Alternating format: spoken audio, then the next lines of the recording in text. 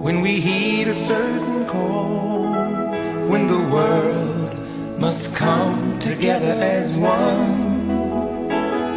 There are people dying. Oh, when it's time to lend a hand to life, the greatest gift of all. We can't go on pretending day by day that someone somewhere will soon make a change. We all a part of God's great big family. And the truth, you know, love is all we need. We are the world. We are the children. We are the ones who make a brighter day. So let's start giving. There's a choice we're making. We're saving our own lives. It's true, we make a better day. Just you and me.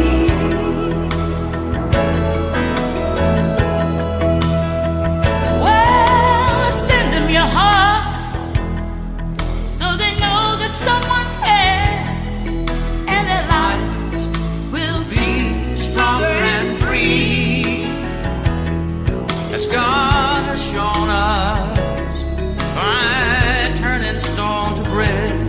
And so we all must lend a helping hand. We are the world. We are the children. we are the one to make a brighter day. So let's start giving. Oh, there's a choice we're making. We're saving our lives. It's true, we make a better day, just you and me. When you're down and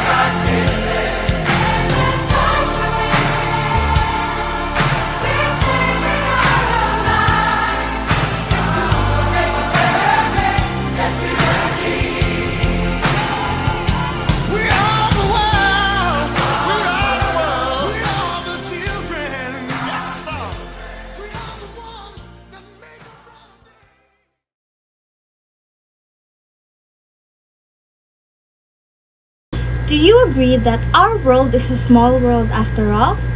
Yes, because the song shows how people from different nations are connected and affected by each other's actions.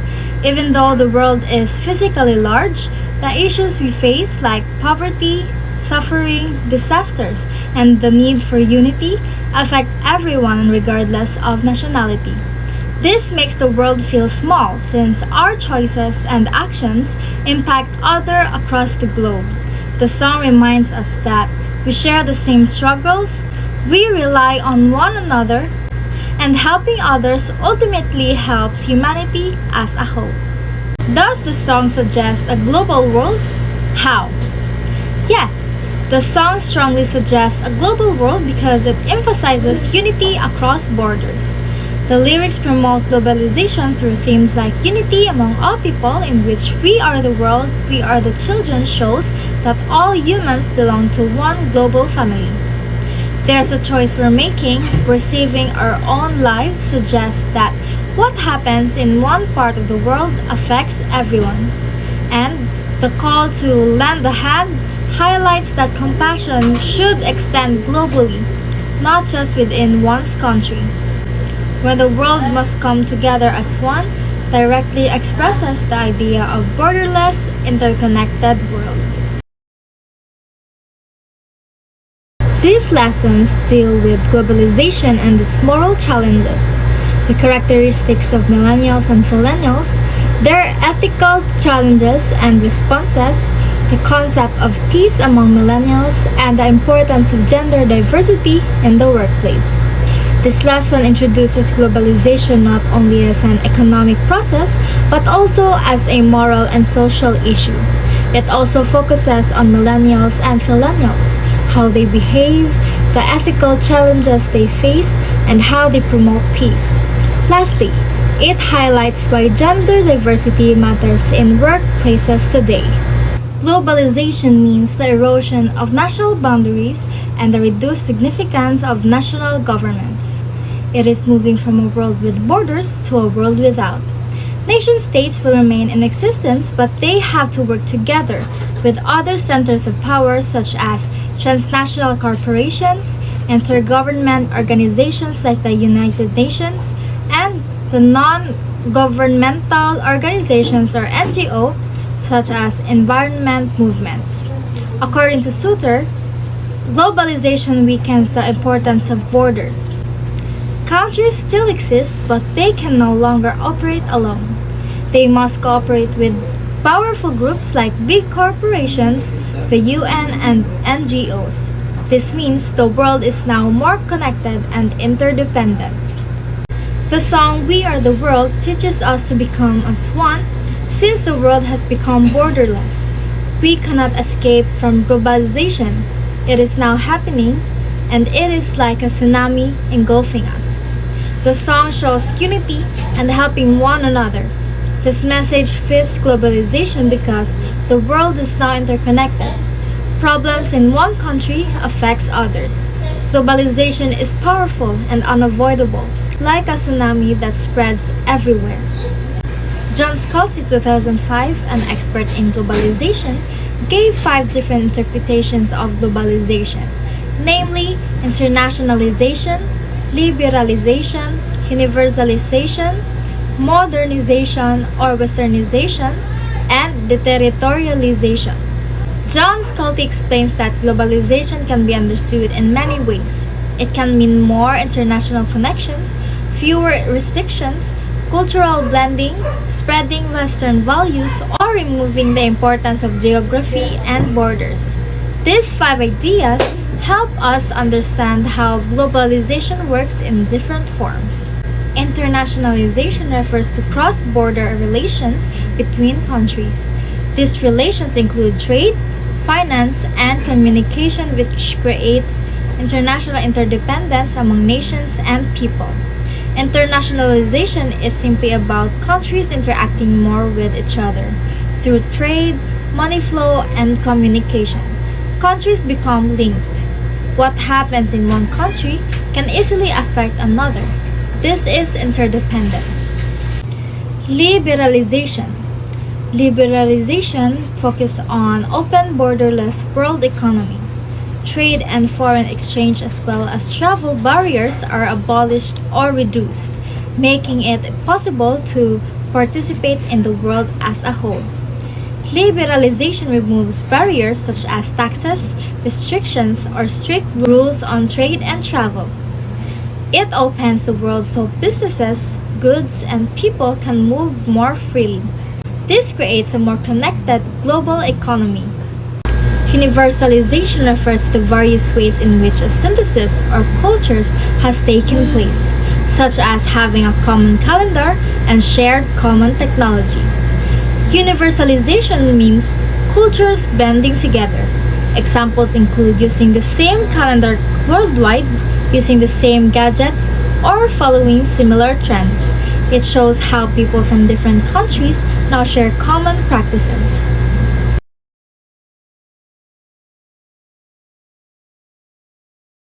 Bright afternoon, everyone. I'm Narjin Mijares. So this time we'll continue the topic of globalization defined or interpreted as modernization or westernization. Modernization or westernization is the spread of modern culture elements like capitalism, science, movies, and music from Western or developed countries to the rest of the world. Next is deterritorialization. Deterritorialization means that in globalized world, activities are no longer limited by physical borders. Companies, organizations, and workers can operate across countries without being in the same place. For example, companies from other countries hire workers from the Philippines to work online for them. Or other example is the online shopping or how students apply to university in other countries through online. In other words, globalization is the worldwide movement and connection of economies through trade, technology, investment, labor migration, and the exchange of goods and services. It removes barriers between countries so that products, money, and people can move freely. However, while globalization brings progress, it also presents several moral and ethical challenges. As people encounter new cultures and ideas, their moral value also change. The challenge is for people to expand their thinking from small local mindset to a global one. Many people naturally think within their community, such as family, neighborhood, or town. For example, the Filipino kami or tayo mindset usually applies only to people close to us, but globalization requires us to think of a bigger perspective of kami, including people from other countries and culture. This leads to a global moral consciousness, which means caring about what is fair and not just only for our own group, but for all people worldwide. Global ethics encourages us to look at the world as one interconnected community.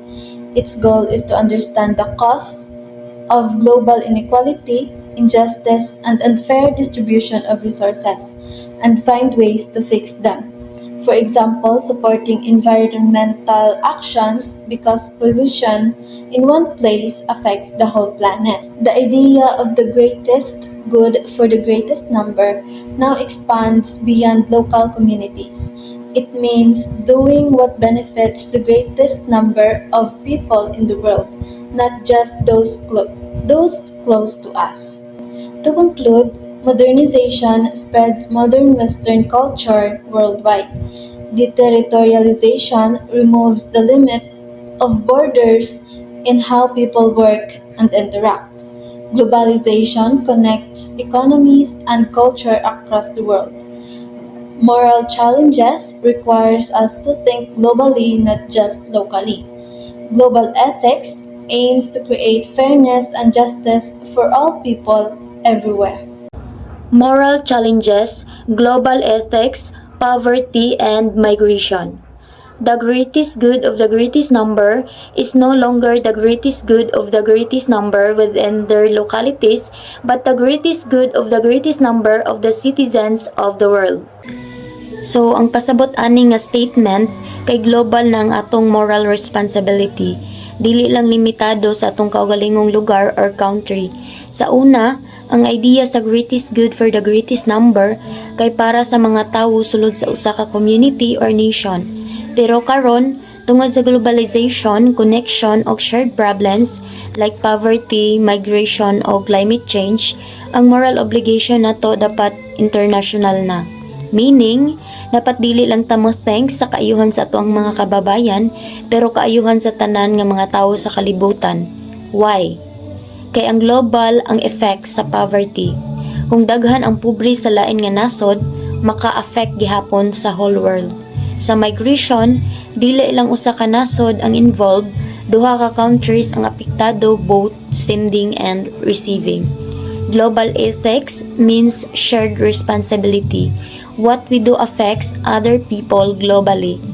Example, kung developed countries na idaghang resources, dili lang nila gamiton para sa ilaha, but they should also help poorer nations. Kung naay war sa usa ka lugar, other countries must consider maayo ang treatment sa migrants, kay tao gihapon sila nga nanginahanglan. Global ethics focuses on understanding and evaluating moral values and rules that apply on a global scale. It deals with major worldwide issues such as poverty, international aid, environmental problems, peace, human rights, gender equality, child labor, torture, scarcity of resources, trafficking, migration, climate change, global trade, and medical tourism. In short, it examines what is morally right for the whole world, not just individual countries. So, ang global ethics kay ang pag-ila o pagsabot kung unsay moral nga tsakto para sa tibuok kalibutan, dili lang sa usa ka lugar o usa ka nasod.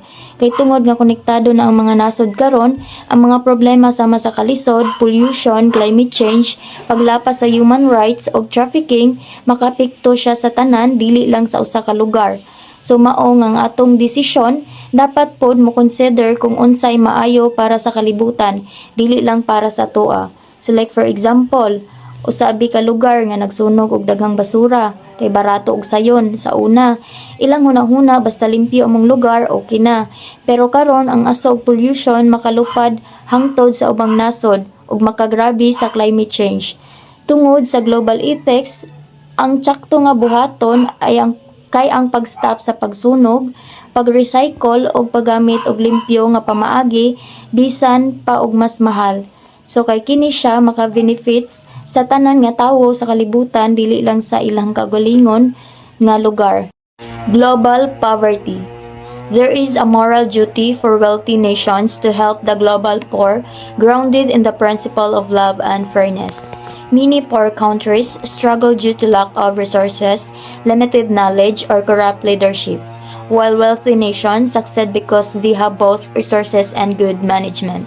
The Church teaches a preferential option for the poor, emphasizing special care for those in need. However, helping the poor is not just about giving donations. Instead, support should be focused on helping them produce and develop sustainably. For example, wealthy countries cannot simply give away excess products if it harms their local economy. They must balance helping others with protecting their own people. So it means, dili pwede nga ang mga rich country magsigi lang pud og hatag sa ilang sobra nga mga produkto sa mga poor country kung makadaot man ni sa ilahang kaugalingong ekonomiya. Ngano? Kay kung magsigi sila hatag libre nga produkto, ang ilang local farmers or local workers basin dili na pod mapalit ang ilang mga produkto, mahimong mawad-an og trabaho ug madaot ang ilahang economy. Pero ang punto sa pagtabang nila dapat dili lang hatag nga hatag, kundi tabangan pod ang mga pigado nga nasod nga makatindog sa ilahang kaugalingon. Example, ang tinuod nga pagtabang mao ang pagtudlo nila kung unsaon pagproduce, pagdevelop sa ilang kaugalingong produkto, ug pagtabang nga mahimong sustainable ang ilang kinabuhi. So like for example, abe, dili lang hatagan og isda, undi tudluan pod og usaon pagpanagat. Migration. People from poor or oppressive countries want to migrate to places with better lives. The moral issue is whether receiving countries should welcome migrants out of compassion, even if it may negatively affect their own citizens. These countries have limits to how many migrants they can support, and accepting too many may create economic, social, or security problems, especially if harmful individuals enter among them. So, ang migration, kay kung ang mga tawo nga gikan sa pigado o lugar nga dili maayo ang kahimtang, gustong moadto sa laing lugar para mas maayo ilang kinabuhi, ang moral nga issue mao kung dapat ba nilang dawaton ang mga nasod nga mas maayo ang kahimtang sa mga migrant tungod sa kaluoy, bisan pa og makapikto ni sa ilang kaugalingong mga tawo. Pero naay limitasyon ang mga nasod kung pila ra pod ka migrant ang ilang kayang suportaan, kung sobra ra pod sa kadaghan ang moduol. Mahimong magkaproblema sa ekonomiya, social nga relasyon or seguridad labi na kung naay mga tawo nga dautan nga mosulod.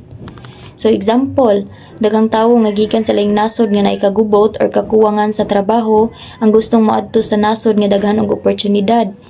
Pero kung dawaton tanan, basin ang gobyerno ug ang lugar nga dili makahatag og trabaho, balay or serbisyo para sa tanan, ug magkaproblema ang mga tawo nga naa didto. So, kinahanglan nga timbang-timbangon pod kung pila ka migrant ang kayang dawaton para maayo ang kahimtang sa tanan. Environmental ethics explains what we should do to protect the earth. We have a moral obligation not to destroy the environment because if we damage it, the harm will eventually come back to us.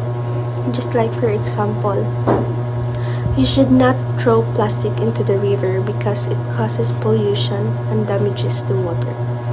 Cars should pass the anti-smoke test so they do not release dirty air. Countries should not dump their waste in other nations because that is irresponsible. Nations must reduce excessive carbon emissions because this is what causes global warming. And there is also 3 reasons.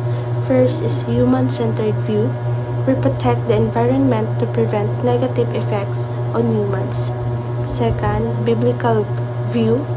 Dominion means responsible stewardship, not abuse of nature. Last is ethical view. Nature has value on its own, so it deserves to be protected. So the main point of this is that environmental ethics teaches sustainability. Gamiton ang resources subong pero hindi pag-ubuson kag hindi paghubuan para may ara pa ang future generations. Protecting nature means protecting life and human dignity. Pluralism means accepting and respecting diversity. When we say diversity, we refer to different beliefs, values, cultures, and lifestyles. In a pluralistic society, people may not share the same religion or opinion, but they still find ways to live peacefully together. The focus of pluralism is not just on what is legal, but on what is morally best for everyone. Just like, for example, students of different religions work together and respect each other's practices. While fundamentalism refers to a strict and rigid way of believing. People who follow fundamentalist views reject other beliefs because they think their own belief is the only truth. Because of this, they sometimes see people who disagree with them as enemies. Just like, for example, a group refuses to cooperate with others just because they have different beliefs. This is where Jacques Delors' idea of learning to live together comes in. According to Delors, one of the key pillars of education for the 21st century is teaching people how to understand, respect, and care for others despite differences. This means developing empathy, open-mindedness, and cooperation. For example, in a community where people have different political views, instead of fighting, they choose to listen to one another and work together for common goals, like cleanliness, safety, or community events. That is the essence of learning to live together. Bright afternoon, everyone. Today, I will be presenting the values and characteristic of the millennial generation as part of the art topic. Millennials and Millennials, ethical challenges and responses. Who are millennials? Millennials are individuals born from 1981 to 1996. They are also called Generation Y, placed between Generation X in 1965 to 1980 and Generation Z in 1997 to 2012. The term became popular because of the work of Neil Howe and William Strauss, who studied different generations and their shared traits. This age group grew up during a time of fast technological growth, globalization, and changes in cultures, and all this shape their identity. Next, what characteristic millennials? One major trait of millennials is optimism. However, this optimism sometimes leads to unrealistic expectations as they entered adulthood, which may result in disappointment. A big factor behind this expectation is the influence of so-called helicopter parents. Parents who are highly involved and protective. This level of involvement shapes millennials' confidence, expectations, and worldview. Another defining trait is strong reliance on technology. Millennials use technology not just for communication but also to improve their work performance, manage schedules, and achieve a better work-life balance. They prefer flexibility in the workplace. However, millennials are sometimes judged as too opinionated, demanding, or uncommitted, often because they question traditional systems and experience their views strongly. Next, findings about millennials. Research also shows that millennials have fewer early life commitments, such as marriage or raising a family. This gives them more freedom to explore opportunities, especially in business and entrepreneurship. Millennials look for work that provides meaning, enjoyment, and balance, not just salary. Studies also reveal that millennials are generally confident, a trait shaped by earlier generations who fostered a sense of encouragement and high self-esteem. Research even shows that millennials rank higher in self-esteem and assertiveness compared to previous generation at the same age. That's all. Thank you. Bright afternoon and mabuhay. My name is Roseanne Imparas, and now I would like to discuss the value and characteristic of millennial generation. So, millennials are known to be achievement focused. They have a need not only to do well, but to excel and surpass all goals and aspiration, according kay Climate et al. 2012 and Nosky et al. 2010. So, millennials not only aim to do well, but they also have a strong desire to excel and surpass all goals and aspiration. For example, a millennial working on a project isn't satisfied with just meeting the basic requirements. They strive to exceed expectation, innovate, and achieve outstanding results. This drive comes from a desire to not just succeed, but to truly excel and surpass their own and other expectations.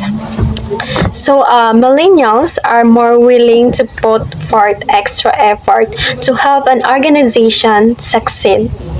They are more willing to go without social time, such as coffee breaks and work extra hours in order to help an organization, according kay Hu and Rus in 2010. Not only are millennials achievement focused, but they are accountable for their actions. And according to Knows It All 2010, explained that education system have installed a sense of accountability and have caused the millennial generation to focus on achieving goals. Millennials enjoy working in teams and are more tolerant than prior generations. So, millennials tend to sacrifice social time, such as coffee breaks and even extra works, to contribute to the success of their organization. And also, education system have installed a sense of accountability, causing them to focus on achieving goals, and they are also enjoying teamwork and are more tolerant than previous generations. Then, millennials have been raised on sports, team standard testing, and a group learning. So it is not surprising that this will transfer into the workplace, according to Knows It All 2010. The value of teamwork has also created tolerance to subject of which older generation would not approve. So an example of this is demonstrated in a study conducted by Dill et al. In 2010, where they found that on average, millennials object less tattoos than the older generation, especially tattoos on women. So, and that's all. Millennials have been raised in a more diverse world, especially the technology and the social media and other machines that contributed to the more success in the future, and frequently collaborated in teams. So, this exposure has broadened their perspective, making them more accepting and different viewpoints and ways of life. Additionally, millennials often prioritize family and seek a better work-life balance. For example, a millennial employee who has worked on diverse teams like it to be more understanding and respectful of colleges from different cultural backgrounds or with a different lifestyle. They might also value a flexible work arrangement that allow them to balance their professional responsibilities with family commitments. So, and next slide, this good and tolerance can be connected to growing up in a more diverse world and working in teams to gain new perspective and getting a project complete, according kay Under 2011 and kay Fay et al. In 2012. So millennials are family focused and those need to have a better work-life balance. So explanation of this is millennials grow up in playing sports, participating in standardized testing, and engaging in group learning. So this background has foster a sense of teamwork and tolerance that they bring to the workplace. As a result, they tend to be more accepting of differences compared to the older generations. For example, a study found that millennials generally object less to tattoos than the older generation, especially tattoos on women. This shows how millennials are more open-minded and accepting of personal expression, which can be attributed to their upbringing and exposure to diverse perspective. So in the next slide, this generation grow up with an emphasis on family, which has created a shift in the workplace, according to Under 2011. Due to seeing their parents go through economic layoffs and divorces, according to Switzer and Lyons in 2010 found that millennials prefer focusing on their private lives as opposed to their careers. They stated that events like the September 11 terrorist attacks have helped cause this new shift toward a more work-life balance. Millennials prioritize their private lives over their careers, which can be attributed to economic layoffs, divorce among their parents, and events like the September 11 terrorist attacks. So, for example of this, a millennial might choose a job with a flexible hours or remote work option so they spend more time with their family. They might also prioritize taking vacation time and disconnecting from work during their personal time. So, this focus on work-life balance reflects their desire to integrate their personal values and prioritize into their professional lives. So, and that's all for today. Thank you for listening, and I hope you learned a lot.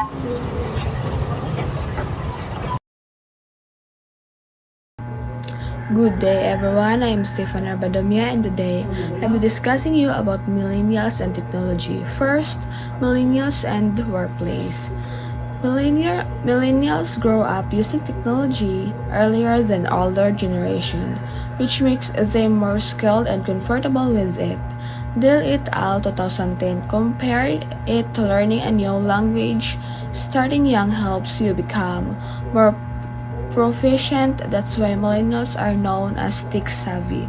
Complaints about baby boomers. Baby boomers often have concerns about millennials.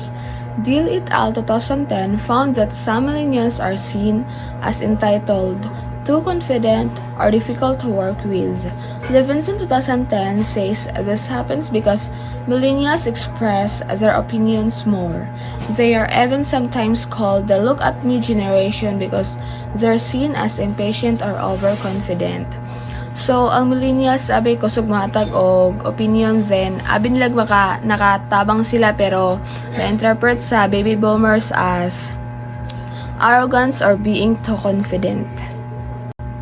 Work or life balance conflict. Millennials value work or life balance, but this can create conflict with baby boomers.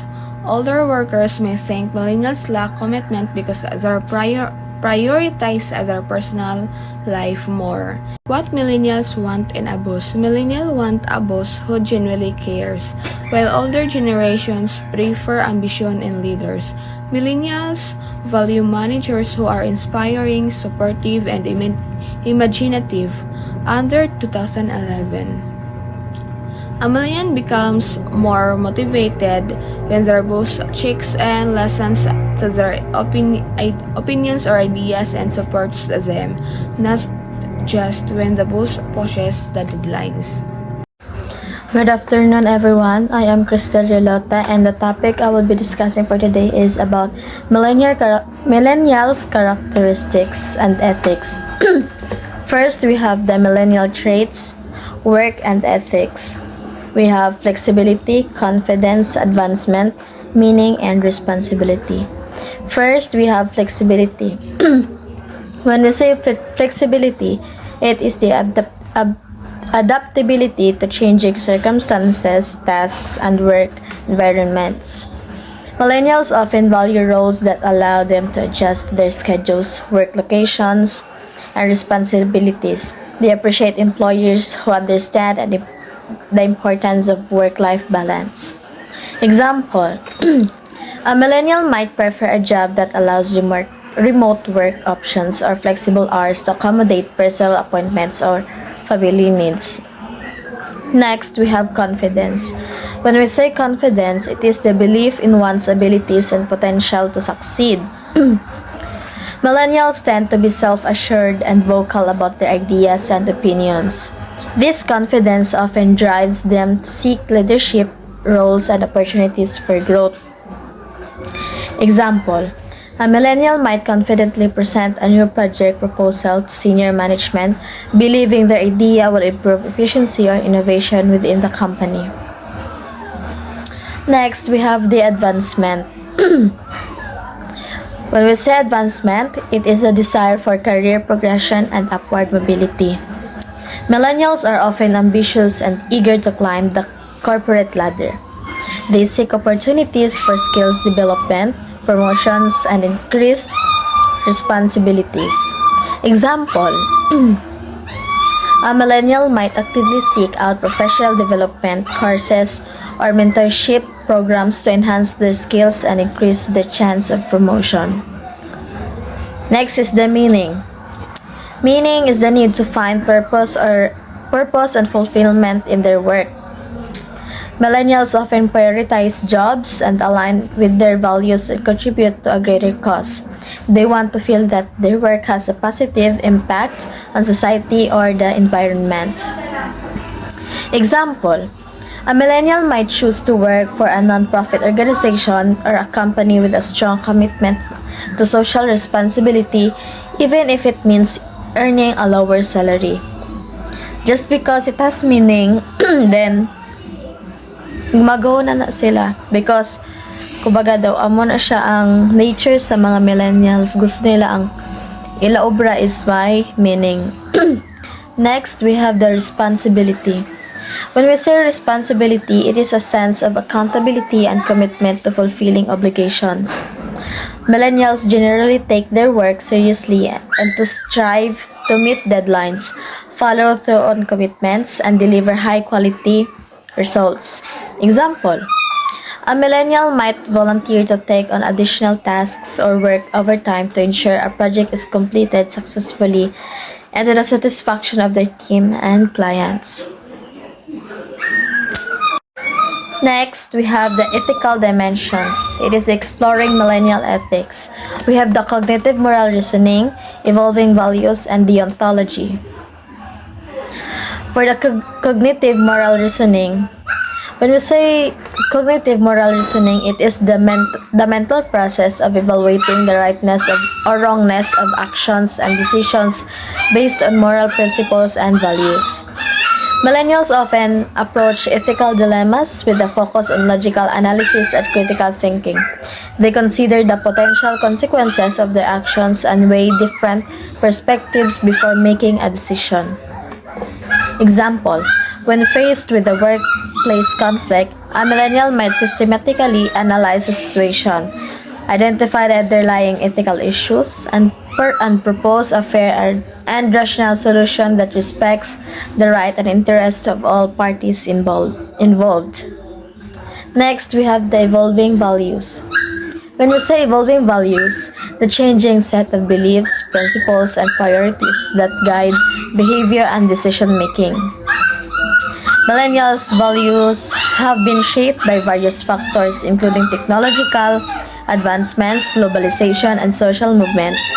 As a result, they often prioritize values such as diversity, inclusion, sustainability, and social justice.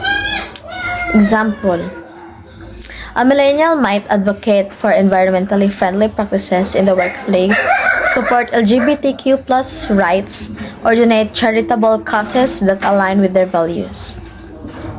Next is deontology. When we say deontology, an ethical theory that emphasizes the importance of following moral rules and duties regardless of the consequences. Millennials may adhere to deontological principles by prioritizing honesty, integrity, and fairness in their interactions. They believe that certain actions are inherently right or wrong, and they strive to act in accordance with their moral obligations. Example, a millennial might refuse to participate in unethical business practices such as price fixing or insider trading, even if it means sacrificing personal gain or career advancement. Next, we have the conclusion and engagement. So, conclusion and engagement, we have the unique traits and ethics shape the workplace. Understanding is key for collaboration, then open for question and discussion. For conclusion and engagement, for unique traits and ethics shape the workplace, millennials bring distinct qualities and values to their job. These traits impact how they work, interact with colleagues, and contribute to organizational culture. Example, millennials' emphasis on flexibility and collaboration can lead to more adaptable and team-oriented work environments. Next, we have the understanding is key for collaboration. Recognizing and appreciating the unique traits and ethics of millennials is crucial for effective teamwork and communication. Example, By understanding that millennials value purpose and meaning in their work, managers can better motivate and engage them by aligning their tasks with organizational goals and social impact initiatives. Next, the last one is open for question and discussion. Encouraging dialogue and inquiry promotes deeper understanding and engagement. Example, after presenting information about millennial traits and ethics, creating an open forum for questions and discussions can foster constructive conversations and address any misconceptions or concerns. That's all. Thank you. Filipino millennials or Phillennials. Phillennials are shaped by YOLO mindset. They live for the moment, embrace new experiences, and seek to achieve more than previous generations, especially their parents. They are extremely active on social media, which is not just a form of entertainment, but also a platform for self-expression and a tool for personal growth. At the same time, their cultures and values deeply influence their actions. While they embrace the excitement of the present, they also bring their unique Filipino identity and values into their decision and behavior. This combination of living in the moment, striving for success, and maintaining strong cultural ties makes Filipino millennials a distinctive and influential group. Characteristics of Phillennials. Phillennials are highly connected to social media, which has shaped much of their daily lives and personal identities. They are known for splurging on luxury items, but often don't have the financial stability that their spending suggests, leading to the stereotype of being broke. This generation is also known as the MC Me generation, emphasizing self-expression and individuality. Politically and socially, millennials are very active, but they tend to rely on digital platforms like Google and Waze for information rather than traditional sources like newspaper. One interesting aspect of this generation is that they often have shorter attention spans, like due to the constant streams of information from social media and internet.